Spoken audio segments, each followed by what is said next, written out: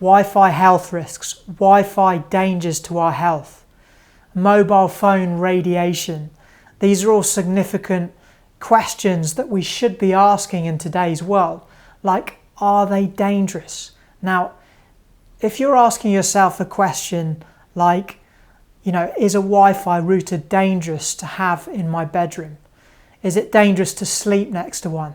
Is it dangerous to have a mobile phone on my body whilst I'm pregnant? Is there any impacts to mobile phone radiation whilst I'm pregnant? Is Wi-Fi harmful to babies? Is Wi-Fi harmful to my own health? These are all questions that if you're asking, then I highly suggest that you watch this interview in its entirety. I'm interviewing Dr. Klinghardt, who's dealing with chronic illnesses every single day of his life, and one of the significant shifts that he sees in improvements in people's health overall is when they remove some of those risks.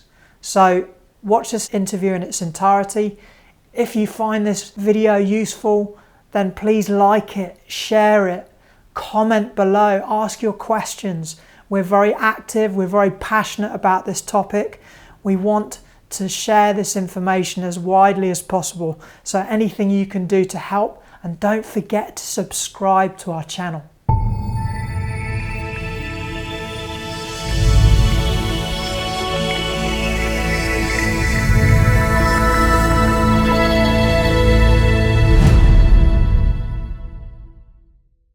I know you talk a lot about electromagnetic radiation and Wi-Fi and our mobile phones, and it's the kind of situation that we know is only going to progressively get worse. Like, what are the impacts of that kind of things on our physical health? And so there is an increasing body of research done on the effect of electromagnetic fields on the human condition.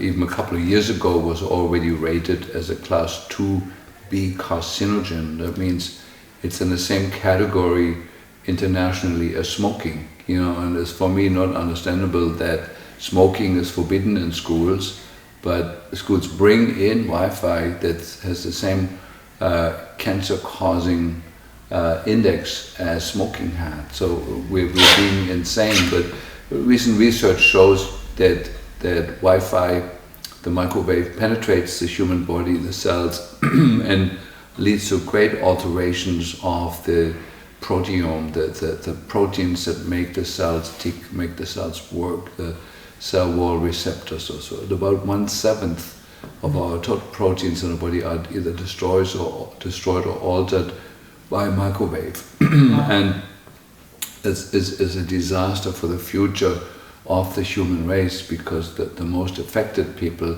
are the fetus in the womb of the mother.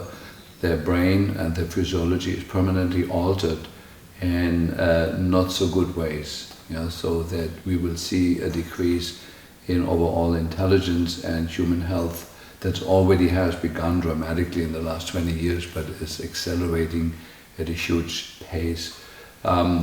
Ole Johansen of the Karolinska Institute showed a huge connection between the exposure to microwave and Alzheimer's disease. Current statistics shows that 50% of the people alive today in the West will either die with or from Alzheimer's disease. And knowing that the biggest contributor to that is the exposure to microwave, that makes it a non-sustainable, insane technology. It's also contributing to global warming, aside from that, because microwave is used to heat up things. It also heats up the atmosphere, and so it's an insane technology that is not contributing to human health. It's greatly jeopardizing evolution on the planet, and should be modified and altered in ways that are compatible with our biology. Can I just ask as well, just to get a bit more of an insight? You mentioned about babies developing in the fetus. Like, what have you seen happening, what's happening? Yeah, I did a study that is not published because I couldn't get it published, that shows clearly a link when the mother during the pregnancy is exposed to a certain volume of microwave, like let's say the Wi-Fi router being not too far from her bed, and her using a cell phone, carrying it on the body, and having a cordless phone at home, those are the three major exposures. That there's a direct link between the child that will be born developing autism and other neurodevelopmental disorders or not. Yeah, so we measured the intensity of the radiation in the sleeping location, and then we're able to predict which child will become autistic and which one not, depending on the dose that the mother is exposed to. And wow. That's incredible. And not being able to publish a study like that makes you think. Can I ask you why you weren't allowed to publish it? The different medical journals that we proposed this to said we're currently not interested in this subject. Okay. What are the warning signs that we're being impacted by electromagnetic radiation, and how can we protect ourselves from that? Because obviously it's not something that's going away. Well, the earliest warning sign for exposure to microwave, one is the short-term memory loss, that the quality of one's memory goes down. There's some funny signs, the transposition of letters when people are exposed to microwave and they're writing on the computer. They put the third letter before the second letter. So the transposition of there's little signs. I do that all the time. That is a sign of the inflammatory changes in certain parts of the brain. But the major early sign is insomnia, disturbances of the sleep quality. Waking up unrested in the morning, or not being able to go to sleep, or waking up typically at 3:30 at night and not being able to go back to sleep.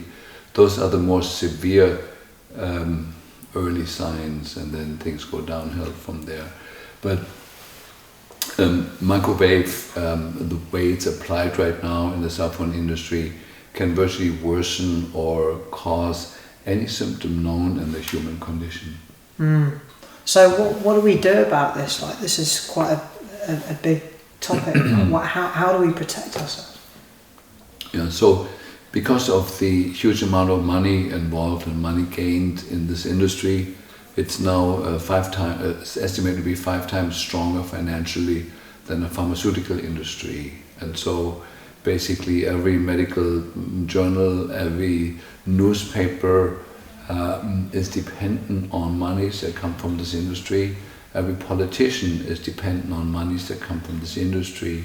So there's no more political will to change anything. So we have to for now live with this until things get much worse. And the intelligent individuals, the best protection is first of all to protect your home and your work location. And the best protection in the home, first of all, ideally there should be no Wi-Fi in the home. It's very difficult right now. If you want to have internet,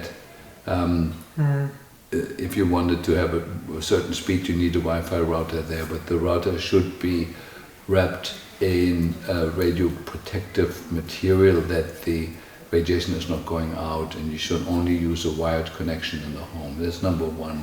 Same at the workplace. You can protect the home from the incoming microwave from the nearby cell phone towers with a particular wall pane that's called Swiss shield, and curtains that deflect the microwave and minimize the microwave that comes inside the house. That's best. Short of that, you can use what we call a sleep sanctuary. It's like a silver-coated mosquito net you drape over the bed that greatly reduces the radiation, at least while you're sleeping. That's one thing. Then there is radioprotective clothing, which I wear and everybody should wear, to minimize the amount of radiation that your body takes up every day. And then there is internal protection. There's certain herbs and natural products that have been shown to greatly stabilize the system against the incoming microwave. One is the herb rosemary, but also propolis from bees is to a large degree radioprotective. We have a product in a company called Key Science called Ray Wave that combines 3 of these products together, and all of us are on that. That's sort of like a short list. It's a much longer list. It is an Institute of Building Biology in Germany that's a leader and forerunner of how to protect a home. Okay, I mentioned you said about sort of protecting your head as well. Is there something? Yes. Like of course, the brain is one of the more precious things that we all have, and so there is different types of headwear that also can look quite good.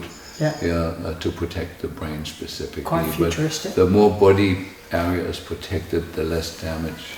Sure. Brilliant. Okay, thank you.